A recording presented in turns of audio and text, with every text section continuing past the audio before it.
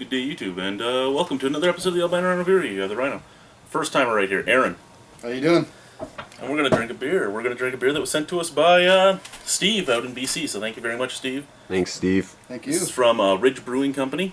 This is Caramba, and it's their Jalapeno IPA. And it's 5.5% alcohol by volume. Yeah. Now, a lot of jalapeno beers that I open end up popping because sometimes they don't roast the pepper right, and you get a little bit of Gas? not even gas, just get a little bit of things that shouldn't be in the beer on the pepper, and it infects the beer a little bit. So let's see what happens here. That's pretty sick. Yeah. Woo! Woo! Nah, I wasn't all that safe. No, maybe not. We'll let that sit for a little while. The cameraman will take that one. Yeah, it doesn't even matter what one the cameraman takes. Oh, really, eh? Wow.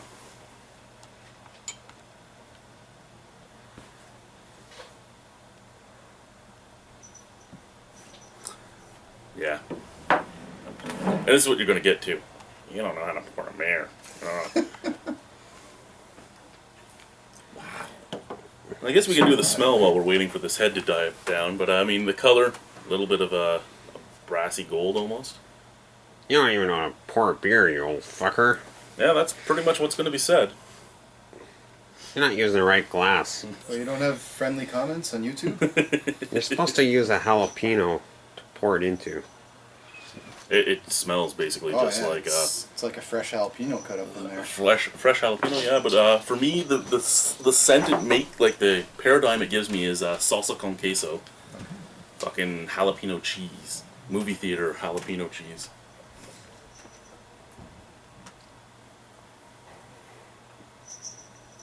Yeah, it smells good. That's really all I'm smell really this. just picking up. You get some jalapeno cheese. But I could see the movie theater cheese. It's not so much that that's really what it smells like. Well, as it's what because it of the- reminds me of. Oh, yeah. Because of the hops and that, right? The bread. Do we know what this is hopped with? No idea. It's got some good potency on the nose, though, eh? Yeah. It's tingly. See, I pulled out these cups because, I mean, they're all 6-ounce cups, so your average beer, even your average 20-ounce, we'd all get some, and then right now we're all just getting head. I'm okay with that, though. Not really a snap, crackle, pop either, though. I guess we can try it. Sure. I can cut through that. Cheers. Cheers, guys. Cheers.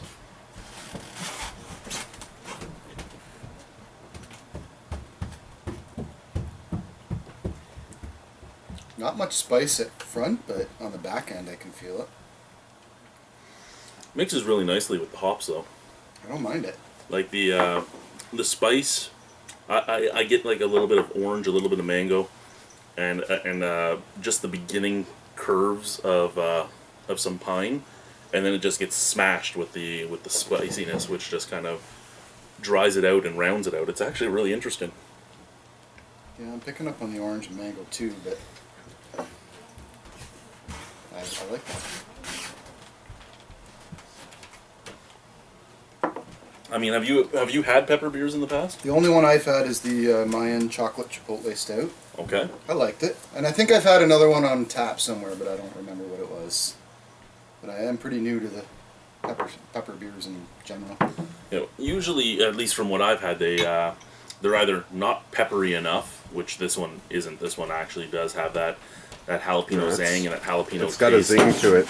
Yeah. Or they just take over the entire palate, and Yeah. again, this one isn't doing that either. It's perfect, right in the middle. I think that this one actually is probably one of the better pepper beers I've had. I'm kind of picking up like that red pepper jelly effect and flavor from it. I'm a newbie to this style, but I could drink this one. It's a good warmer. Mm-hmm. It's a good winter warmer. Absolutely. in the full aspect of the name. I would never have thought of drinking an IPA by the fire, but this would be one I'd do actually. Out in the winter fire. Well, yeah, it's a good warmer beer when you're freezing your ass out. It heats you up, right? So a little bit of malt sweetness. I can't even the just those hops and then the pepper just takes over the palate, so I can't even differentiate what the sweetness is. It's just there's a sweetness. Yeah. And then you get then at least I'm getting the citrus fruit, as well as a little bit of pine, and then bang, pepper. I actually really enjoy this. I agree with that. I like this beer as well. Any thoughts on the beer? Any final thoughts? Anything like that? Anything you want to say? That would go good with toast. Or crackers. No, I think you cover it pretty darn thoroughly. That's a Canadian beer? Yeah, BC. Where again is he? I find a lot, just Maple in my Ridge. opinion, I find there's not enough pepper beers being put out by craft breweries. Like, Well, there's a lot of beers that aren't put out because they're worried that people aren't going to buy them. Yeah. Because I mean, craft breweries already are a niche market, Yeah. and then you put out a niche beer in a niche market, and Yeah. some people worry about it. Which is why you get a lot of things like pepper beers that just don't have a lot of pepper flavor because again, a lot of people I try don't it want once, that. yeah. I can tell you my wife would probably be a little bit hesitant about putting this on the shelf, or at least in getting a big order of it. Yeah, but then you get the hotheads that are in there that love that shit, right? Yeah. But would it sell enough? Sure would. If the word went around. But I don't know. I don't think you're going to convince a lot of non-craft drinkers to drink the jalapeno type of beers, You know what, really. thinking back on it, there was another jalapeno IPA I had, and it was from Bicycle Brewing in Ottawa, and they actually did a really good job as well. And then the other main pepper beers I've had have been from the U.S., like Stone's Crime and Punishment, which if you're going to give me a beer that has a ghost pepper in it, it better burn my face off. And it didn't. No. Okay. This actually is spicier than I remember Crime and Punishment being. Now, is there maybe a jalapeno sculpin as well from Ballast Point? There is. I've never had that one. No, I haven't either, but I know I've heard of that one. There's a Ghostface Killer out of the U.S. It's a ghost pepper beer, and there's a bunch of them, but a lot of them just don't have that heat. See, the cat picked his way into the basement. The door wasn't closed all the way when we came down, and now he wants out. He's like, "Fuck, I don't want to be down here anymore." These guys are boring.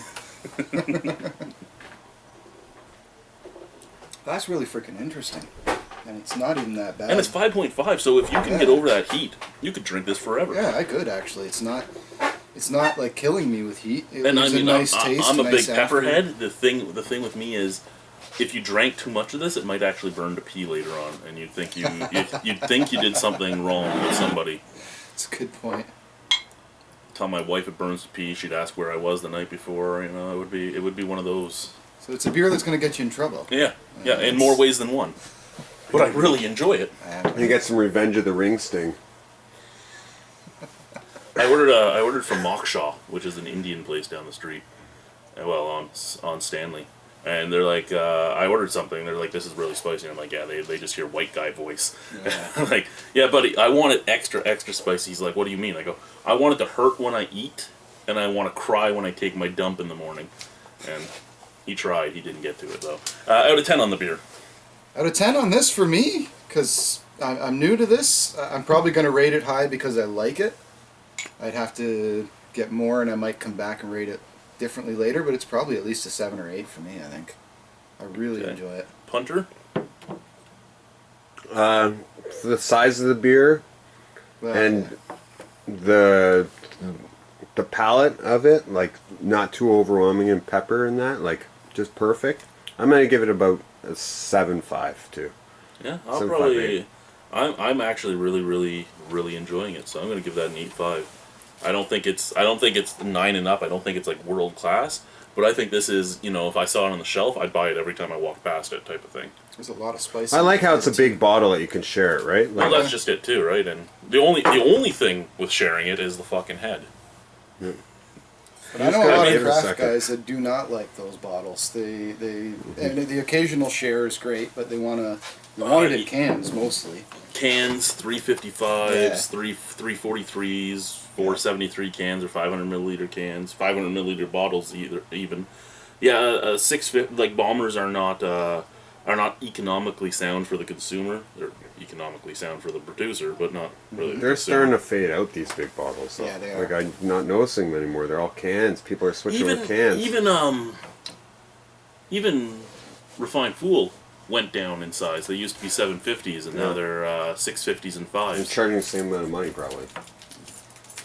I like that Great Because Lakes they're not going to Breweries- watch this, yeah. Yeah. I like Great Lakes Breweries is bringing Karma Citra in a can now too. That I'm excited for. Alrighty. It's ordered into the Oakdale store. It's on its way. Cheers. Yeah, I'll cheers that.